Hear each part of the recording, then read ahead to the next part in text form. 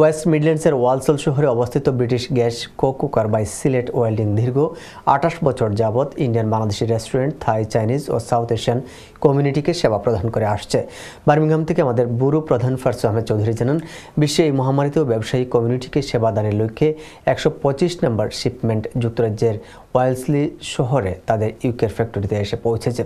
Sylhet ওয়েল্ডিংয়ের managing director কয়েসর Ahmed এনটিভিকে জানান, বাংলাদেশি রেস্টুরেন্টসমূহ এখানে যুক্তরাজ্যের কারি ইন্ডাস্ট্রি শাসন করছে, তাই আমাদের কমিউনিটিতে এর চাহিদা বিবেচনায় ১০০ রপ্তানিকারক কোম্পানি উক্ত প্রতিষ্ঠানের সিলেট শাখা থেকে প্রস্তুত করা সব ধরনের কুকার, বটেক্স বার্নের সহ নানান ক্যাটাগরির সরঞ্জামাদি সিলেট থেকে সরাসরি আমদানি করে থাকি।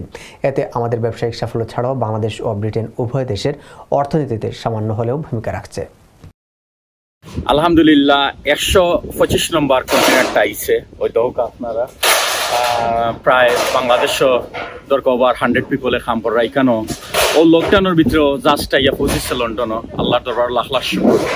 আমরা এখন পর্যন্ত লকডাউন সব বন্ধ আছে, কিন্তু আমরা এখন পর্যন্ত কোনো ফ্যাক্টরি বন্ধ হয়েছে না, কারণ ইউকে গভর্নমেন্ট হয়েছে যদি হেলথ অ্যান্ড সেফটি মেনটেন করিয়া 2 ফিট 4 ফিট বা 6 ফুট ডিস্টেনেশন আপনার থাকে, তাইলে আপনার কাম করা যাইব।